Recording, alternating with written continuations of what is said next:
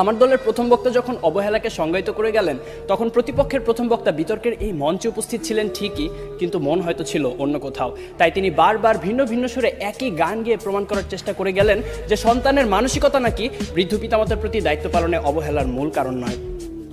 অবহেলার সংজ্ঞায় যেখানে বলছে অবহেলা হচ্ছে প্রদত্ত পরিস্থিতিতে যত্নের অভাব এবং ইচ্ছাকৃত অসতর্কতা, অর্থাৎ বিজ্ঞ প্রতিপক্ষ, অবহেলার প্রশ্ন আসে তখনই যখন আপনি পূর্ণ সামর্থ্য থাকা সত্ত্বেও আপনার বৃদ্ধ পিতামাতার যত্নের প্রতি ছিলেন উদাসীন।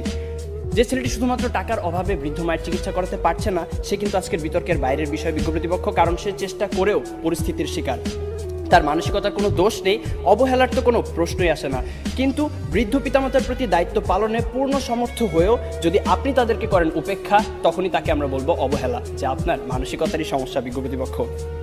আমার সন্তান যেন থাকে দুধে ভাতে, অন্তরের এই নিবেদন তো পৃথিবীর সব বাবা মায়ের। অথচ সারাটা দিনের ব্যস্ততা শেষে একটুখানি অবসর পেলেই যেখানে আমাদের ফেসবুক বা হিন্দি সিরিয়ালে ডুব দেওয়ার সময় হয়, সেখানে ফোন দিয়ে মাকে একটিবার জিজ্ঞেস করার সময় হয় না মা ভালো আছে কিনা, বাবাকে জিজ্ঞেস করার সময় পর্যন্ত হয় না ওষুধগুলো ঠিকমতো খাচ্ছে কিনা।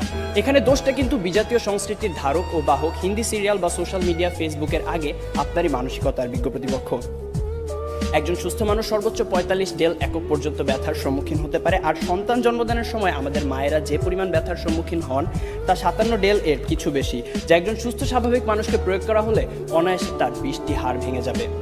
সন্তানের জন্যই যে মায়ের সর্বস্ব বিসর্জন, সন্তান হয়ে সে মায়ের প্রতি যেন আমাদের নিষ্ঠুরতম আচরণ।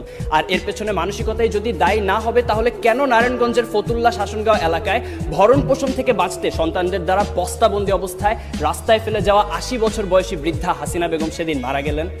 কেন জামির উদ্দিন শেখ নামের শতবর্ষী বাবা 5 ছেলের 4 জনের হাতেই মার খেয়ে আজ শয্যাশয়ী? তথ্যসূত্র দৈনিক প্রথম আলো, 13 জুলাই 2018।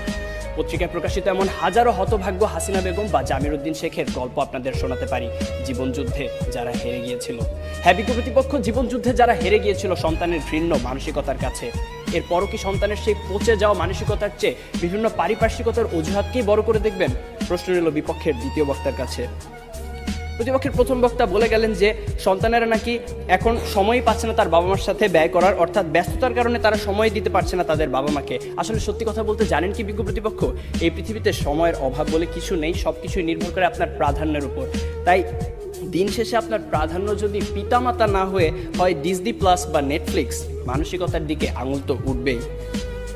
মাননীয় সভাপতি প্রতিপক্ষের প্রথম বক্তার বক্তব্য থেকে এটাই পরিষ্কার যে তারা মানসিকতা নয়, বরং সন্তানের সুশিক্ষার অভাবকেই দায়ী করে গেলেন, যার কারণে প্রভাবিত হচ্ছে মানসিকতা। মাননীয় সভাপতি, কোনো কিছুই তো আপনা আপনি দূষিত হয় না।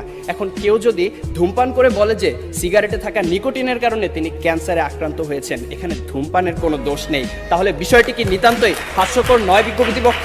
তাই আজ বুঝেই হোক আর না বুঝেই হোক, আপনারা কিন্তু বৃদ্ধ পিতামাতার প্রতি দায়িত্ব পালনের অবহেলার মূল কারণ হিসেবে সেই মানসিকতাকেই দায়ী করে গেলেন। ধন্যবাদ আমাদের সাথে একমত পোষণ করার জন্য।